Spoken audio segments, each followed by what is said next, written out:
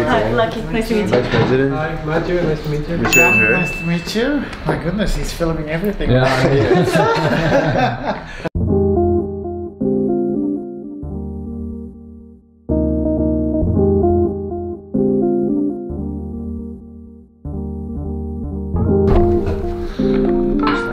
So the main reason why I am in Brussels today, back over, these are the guys from Rotaract Europe, the ones who are making things happen.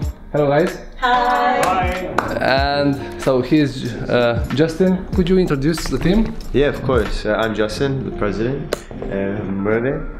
We have Mafalda. Hello, Mafalda. Hi. Hello guys. Hello. Paul. Lucky. Matt. Hi.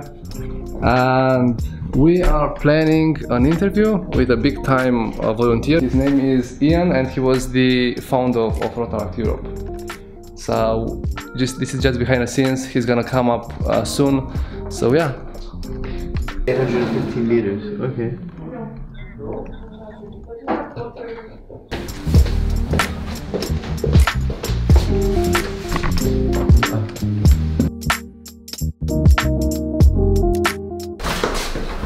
Hey, how are you? Nice to see you. Good to see you guys. Hello. Nice to meet you. How are you? Very good. It took me an hour and a half to get here. Hello, everyone.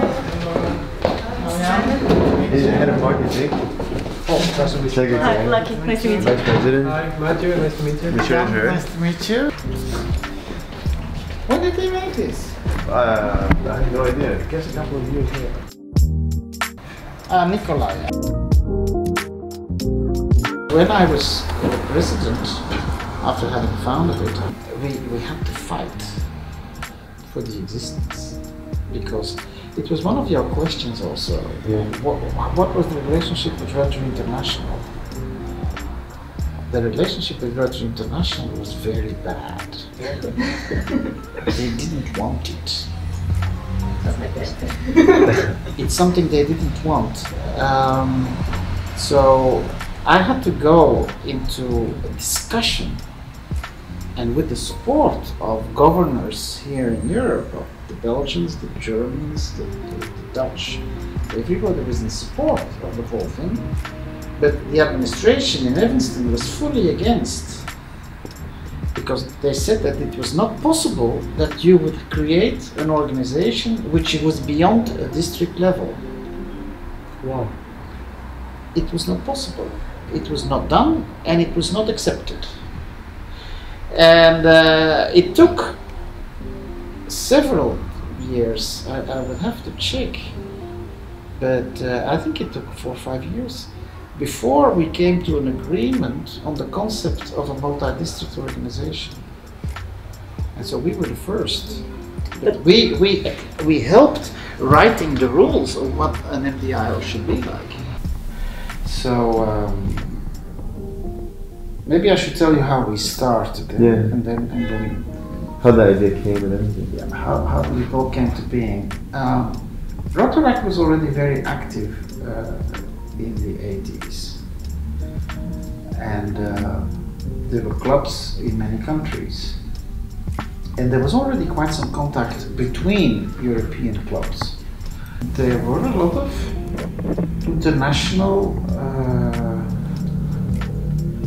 meetings which were being organized in Germany, in Italy, like go skiing together, or they in Munich at the beer fest, or a lot of different things all over Europe. And Rotary in those days, they also had like a lot of contacts international, and it still exists. You have the inter-country committees between the different Rotary clubs. So you have like the Belgian Italian committee and the Belgian German committee, but you have like committees going in all directions, and all those committees together, they always organized a meeting every 2 years in Strasbourg at the European Parliament, where all those Rotarians from all over Europe gathered, and where they then discussed whatever they needed to discuss. in '85, Rotaract was invited to attend. Rotaract from Europe all over. So they invited, I think, maybe 40 Rotaractors from different countries. So I was in those meetings, and because for me it was the first time, I was listening what they were all telling. And so the conclusion of the whole day of discussion was that because there were more and more meetings, it was very important that people were able to contact each other more easily, because there was no database anywhere. Evanston didn't have a data. They didn't know where all the Rotaract clubs were. They had no idea. If you would ask, is there a Rotaract club in Oslo? They would probably have to go through all their files to find whether in one day they would have chartered a Rotaract club. So they didn't know. So the conclusion was we should have a central register for all the Rotaract clubs and an access point where we can get that information so we can exchange more easily. And also we should organize a meeting every year of Rotaractors from the whole of Europe can come together and discuss whatever they need to discuss to go forward. Okay, we all go home and nothing happens. Because nobody takes the lead, so nothing happens. In '87, we go again, because we're invited again. And it was fun, it was good. And the whole discussion ended exactly the same. Conclusions exactly the same. And then I was elected as the chairman or the president of the district. So I said to my team here, you know what? Why don't we start this thing? We are in Brussels. We are the capital of Europe. If somebody has to do it, we should do it. And I spoke to our district governor and I said, we need an address. And he said, that's no problem. We have the office of, because the Belgian Rotary has a non-for-profit organization which issues the Rotarian, the Belgian Rotarian, and they do stuff together. So he said, you can use the address, no problem. And if you have meetings, you can meet there, and they have big meeting rooms and everything, so we can do it there. Sure, good. That's a good thing. And then I discussed it with the members of my district, and they were all enthusiastic. And then we involved also the other two districts. And we said, okay, we will create the European Rotaract Information Center. And then the acronym was ERIC, so that was easy. Afterwards, a lot of people thought that my name was Eric. They called me Eric because they thought I was Eric.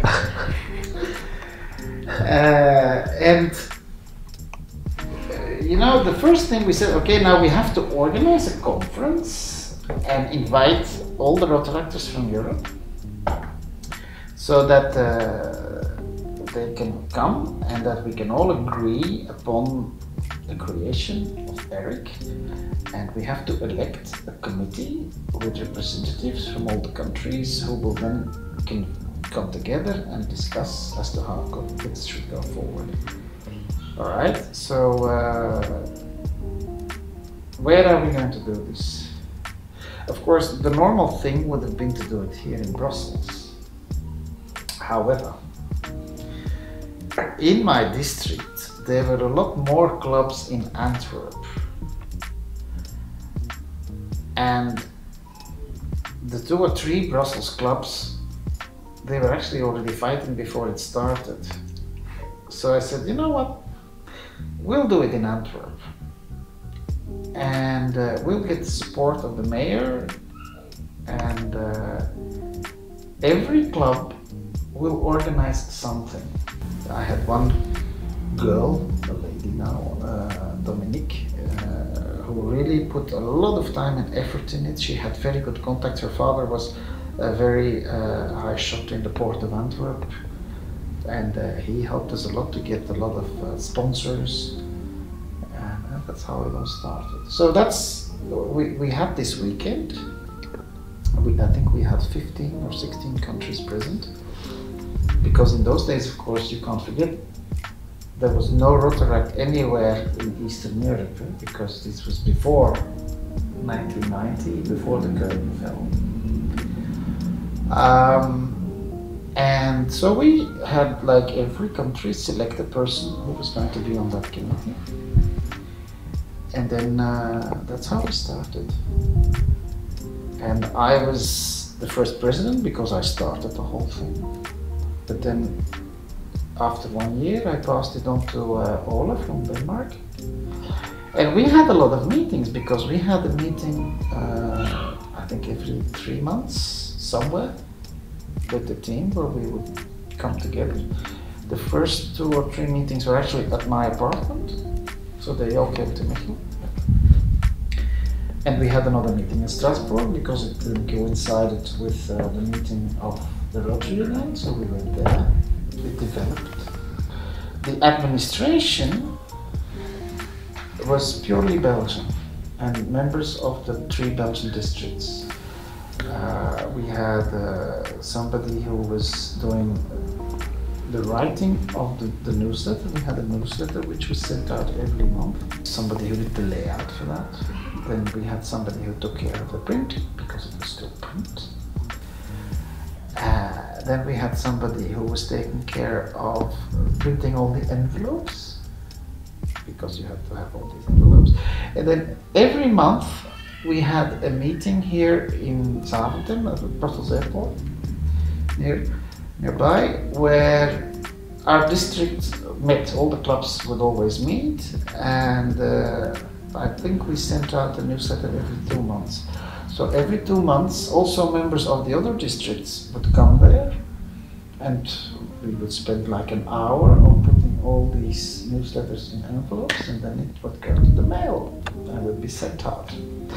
And then we had 1 person or 2 people who were actually involved in setting up a database with all the details of all the clubs in Europe.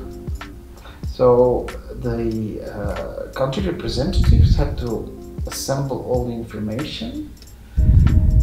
Initially, we put it all into the database ourselves. We had, what was it called again? It's an old program, it doesn't exist anymore. But it was something very efficient, very simple. And then we actually gave the program to all the country reps, so they should put in all the data themselves. And then they would send a diskette with the data. Yeah, it was on a diskette. You know, I remember the days when we were working with these discs. That was when I was starting to work. Then everything went onto diskettes, which was like this size. Then the diskettes became like this size. And then they became even smaller. And it's the small ones which we actually exchange. You know, it's something which, for you have to go to a museum to see that stuff. The first directory with all the data was actually printed in Germany. The Germans had a very good directory already for the German Rotaract. And the German printer made us a very good offer to do the first one, the first version. So when you will see, have you ever seen them? The old directories? The German director. Yeah, but but have you seen the files? European directories, the ERIC directories, which have been made from, I think the first was in 1990. We have just articles. You've never seen? I should have brought I you think some. the ones I sent you guys, they include, like on the drive. But it's newsletters just with the information of the country. It's like It doesn't. I thought No, but I included should it have brought you everything. some examples to show you, because I still have everything. Well, we'll be around all weekend, Yeah. so maybe we can meet this weekend. The problem is that tomorrow I'm going to Maastricht. When are you going home? Sunday. Learning Sunday, I'm leaving Monday. No, I should have brought Maybe it would be nice during the Yoko you could make an exposition with all that stuff. That's something which we can easily do. Yeah. That's something which we can easily do. You can have all these I have all of them from 1990 until 2005 or 6, I think, and then it stopped. Yeah. I don't know what happened after. But, so we had them printed, and also those directories were sent out to all the clubs. In 97, Cyril was already, so it must have been a little bit earlier. Cyril Martin was the copywriter of the newsletter before he became the president, and he was in France. So at some point in the mid-90s, because of the introduction of the internet and all the possibilities of communication improving, you had more international people getting involved in the administration and in the running of the thing. And then after a while, everything was international, and the Belgian administration actually was dissolved. It was not necessary anymore. Also because at some point we stopped printing. Everything was then electronic. To go back on the issue with Rotary, so very soon after we created ERIC, I was notified by Rotary International that what we were doing was completely illegal and that we couldn't do it, that we had to stop. Because it was against the bylaws of Rotary International. How did you feel when they told you that? I was angry. I said, no, what do they know? We've never heard of them. They've never done anything for us. And now they come to tell us what we should do? Over my dead body. So that's when we started, of course, to get the support of the district governors. The European governors were with us, because they saw that we were doing something useful. We met them when we went to Strasbourg, and we, I think like in 89 already, it must have started, maybe 91, I don't remember exactly, because I went there several times afterwards. We also then met with the international president who came to visit in Strasbourg. So then we discussed with him what was going on. But so initially it was very negative. Then we started to collect all the support. And we started sending letters or faxes to the members of the board of Rotary International who were actually charged with solving the problem. I have still that the correspondence. And so we were invited to come to it actually made Rotary realize they had Rotaract and that they had to do something. So when was Seoul? Was it in 89? I think Seoul was in 89. I went to Seoul as ERIC president, paid for by the Belgian Rotary, because I didn't pay the ticket myself. I said, well, somebody has to pay that. And we were sent out there as a team. There was a Dutch guy with me. And then I met a couple of Rotaractors. They did the first Rotaract meeting in Seoul. But there were actually very few Rotaractors there, especially from Europe, very few. There were some Koreans, some Japanese. But that's where the whole discussion started. And the person in charge of Rotaract at the administration in Evanston was Rebecca Fritz. And Rebecca was actually quite sympathetic to us. And she wanted to assist us and she wanted to help, but she said, you know, I'm bound by what they tell me that I have to do. So I have to tell you that you have to stop. I'm like, I'm not going to stop. So if you don't want us to stop, I'm not going to stop.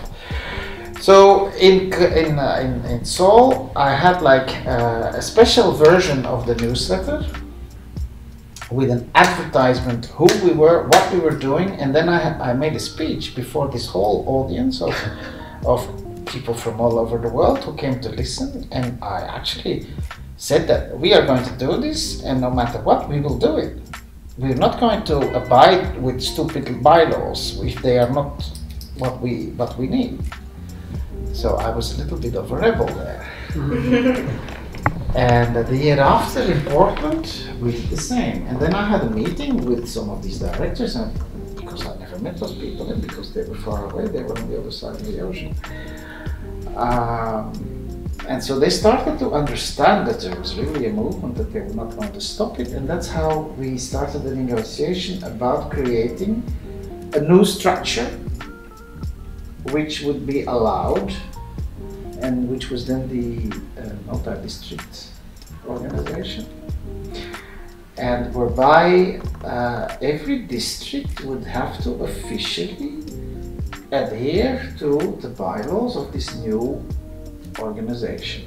So after we had the approval of Eric as an MDIO, we then had to ask all of the districts to sign a document to the governor and the president of Rotaract, so the district, that they were going to adhere to Eric. And that's what we did. And it took several years before it was officially approved, but we were the first. And then soon after there were others who followed, like the French followed and the Germans followed, and I think also the Italians, I don't remember, but you know, that's something which followed, and which I think still exists. And so I've been very involved until that point when it was officially accepted. In '95, that was my last big effort. Rotary organized its World Convention in Nice, and we decided that we would have the European Rotaract conference at the same time in Nice.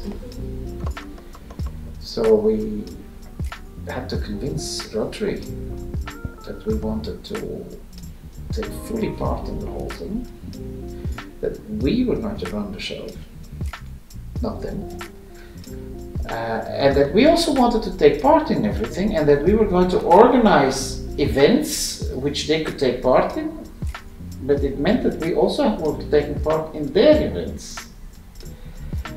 And so that was like a very difficult discussion as well. Especially also what made it difficult was that there was no Rotaract club in Nice. So we had to run everything from Paris and from Brussels. Paris because Cyril was also involved in this whole thing.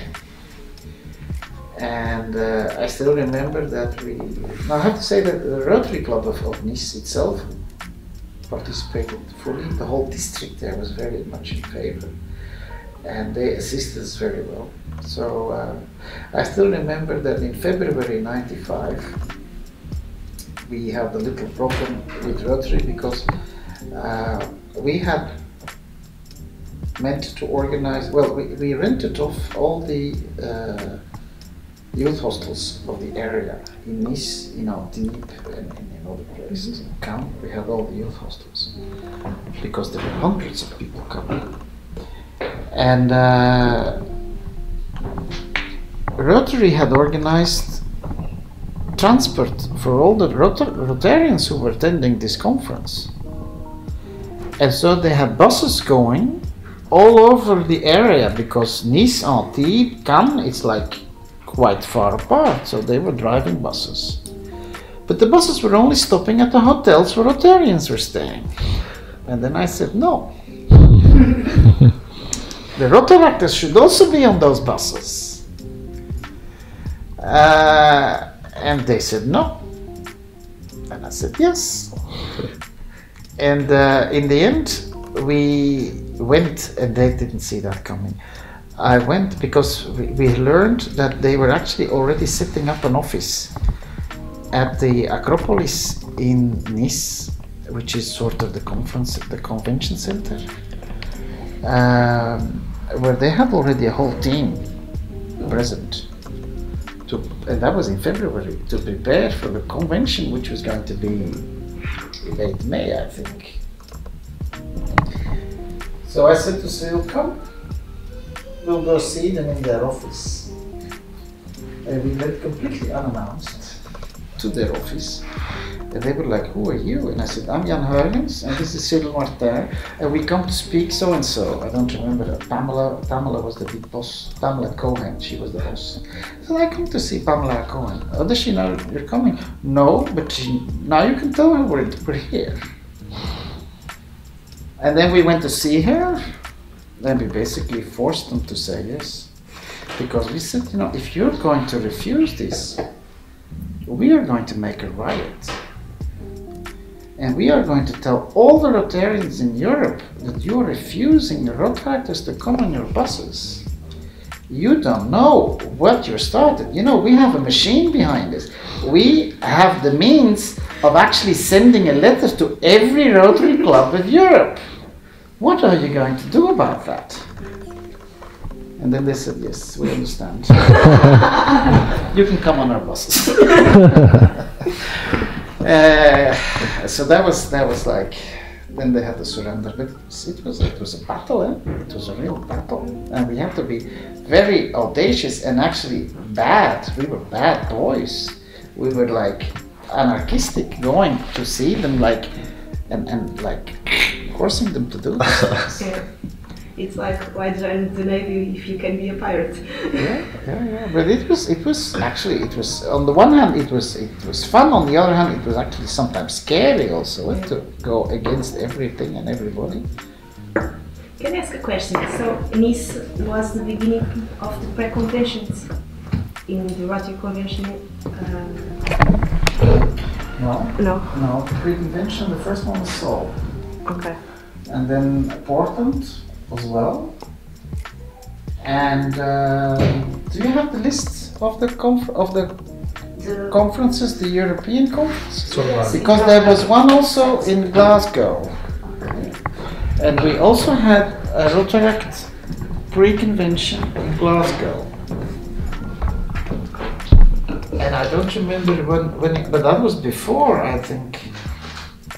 Or was it after? But that I don't remember. Second.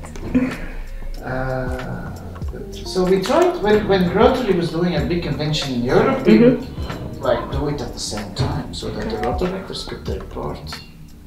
Yes. In 2013 we had the convention in Lisbon, so that's why I'm asking, because I was part of the pre-convention. In 13? 13, yes, exactly. That's recent. Yeah. We're talking ancient history now. So what about the first directory? I mean, did you have a list of the clubs or information about each club, or what do they do? In the directory, I should have brought you one. Don't you have?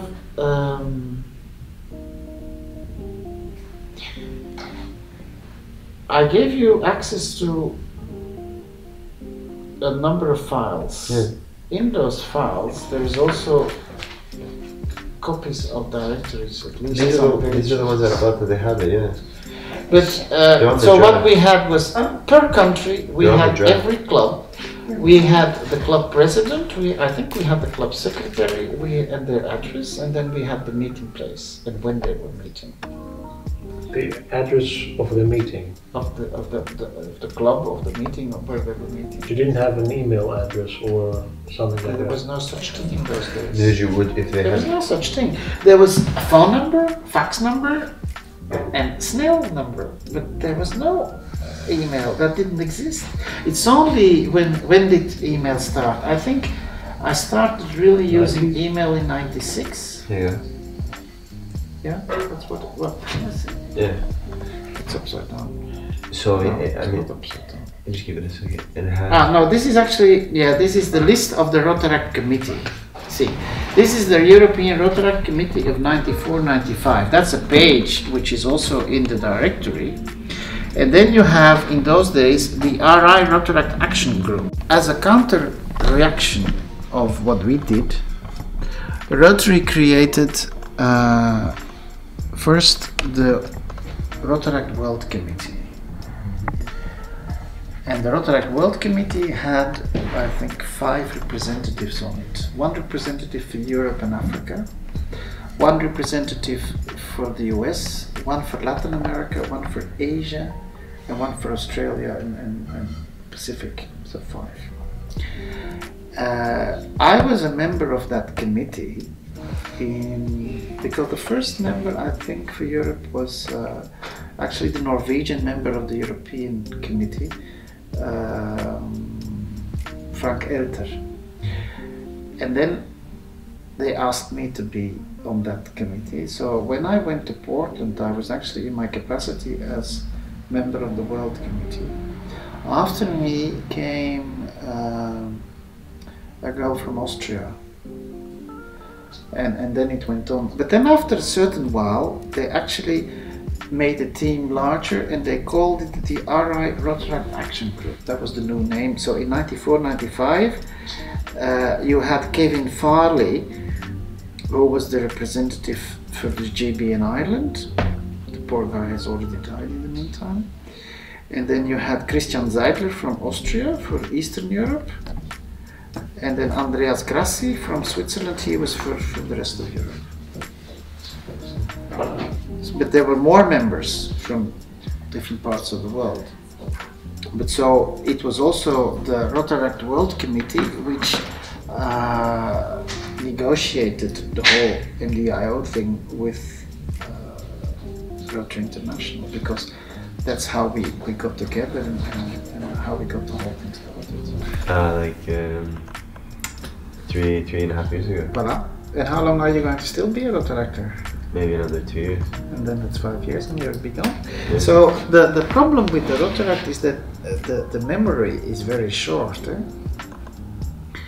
And so when I explain everything which I've explained now to your predecessors 5 years ago, it was all new to them as well. Yeah. And I gave a lot of information already, because everything I gave you, actually I gave to them. So I assumed that once I've given it, maybe they keep it, but apparently they kept it for themselves, but it was never shared with anybody after.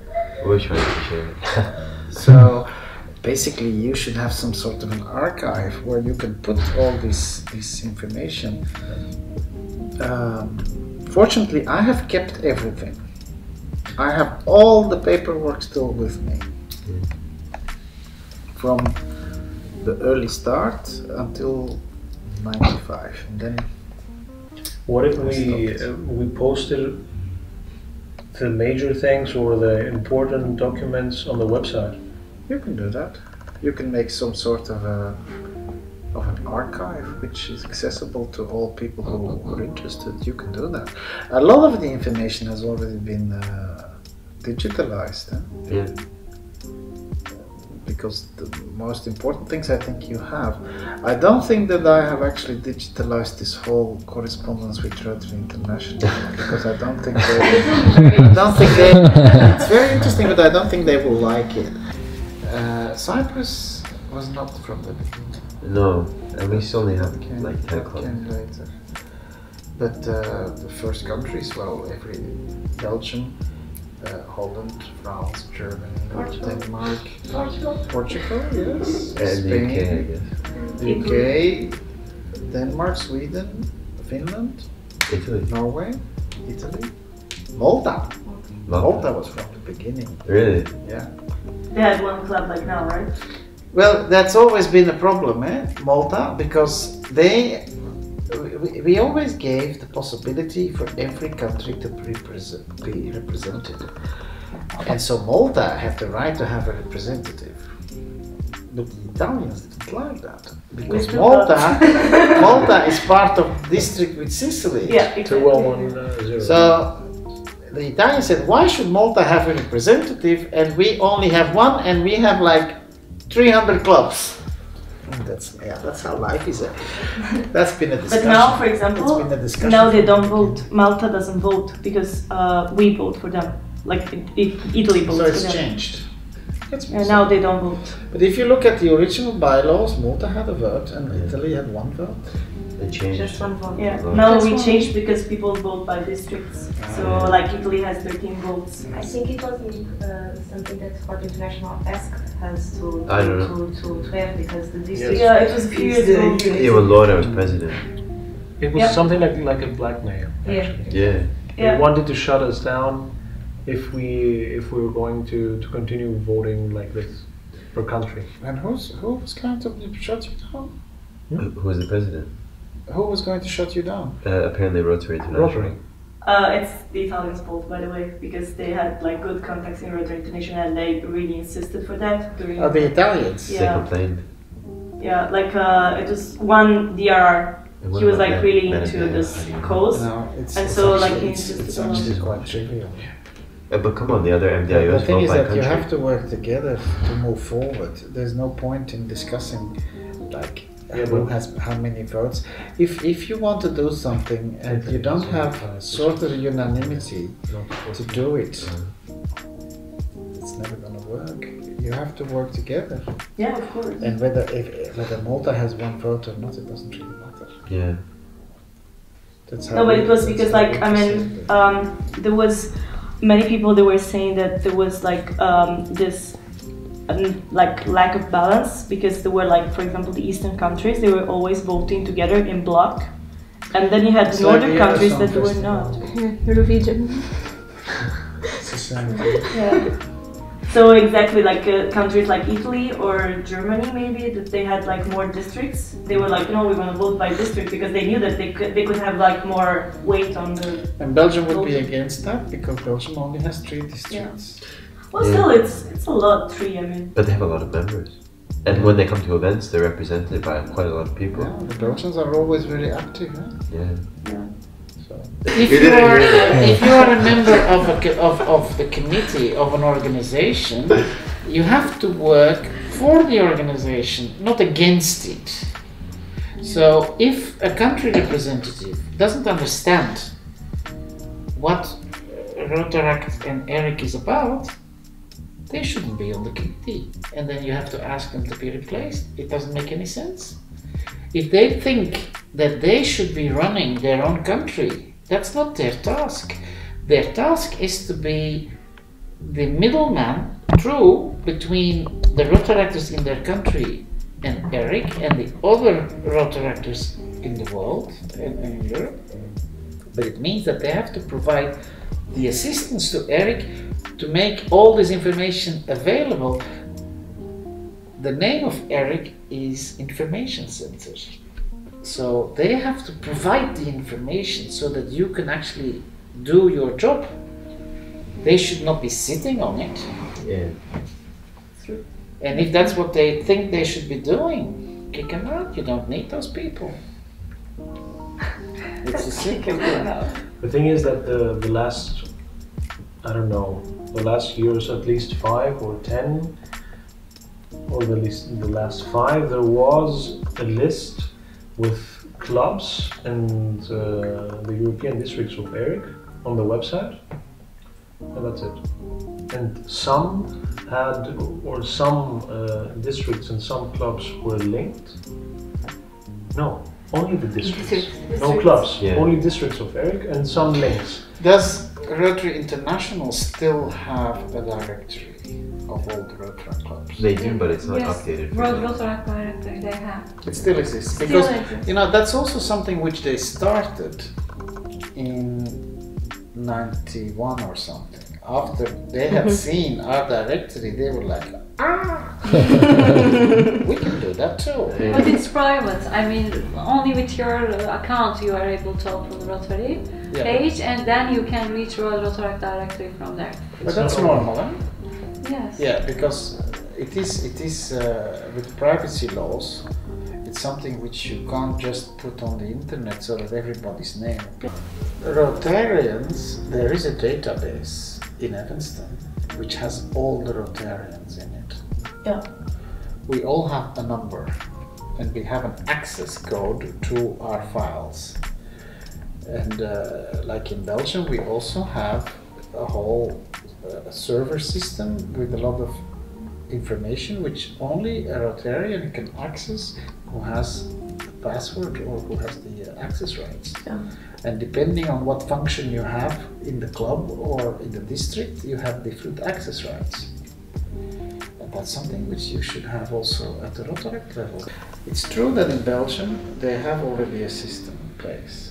In fact, there are two systems. If you create a system which is simple and where you only need a limited amount of information, the only thing you need to know so that you can share it is the name of the club, a contact name, which can be the president or the secretary, and you need the email address of the club. That's basically all you need. Maybe a telephone number. It's always easy if you can call someone. And if, I don't know, do you still meet like on a regular basis in the Rotaract clubs? I guess you do, and you have like a regular meeting place. It's easy to know where people are meeting. So if you are coming from, where are you from? Poland. You come from Poland? No, I'm French, but I live in Poland. You're French and you live in Poland. That's European. But you know, you want to go visit while you're on holiday in Italy and you're in Ravenna and you want to visit the local Rotaract club. It's easy if you can look it up and you go there. Eh? We have an app. The Rotary Locator. The Rotary Locator. Yeah. It's very simple. You should have the same. Eh? Yeah, but we're trying to like this is basically the same thing, but you have more. So like if you want, it's kind of a social network more or less.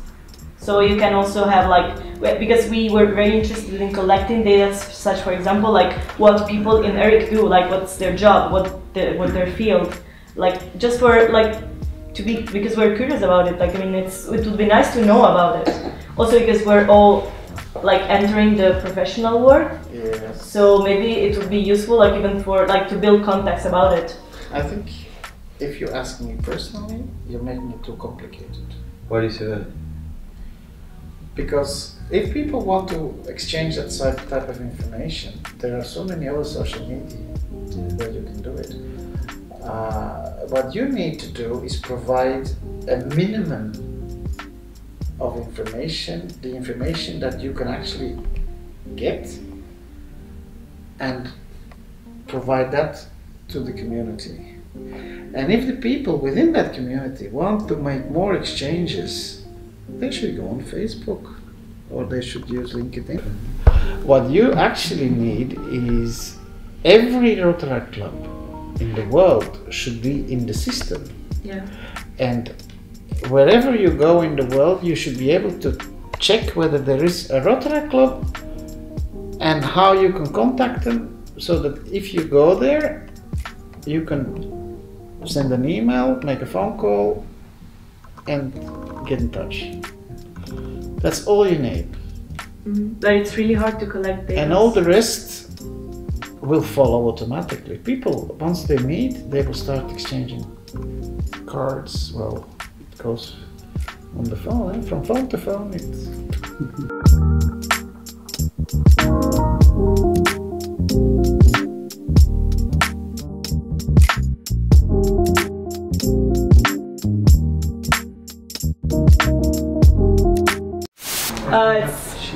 going good. Never put the oil in the water. Never. True. Never.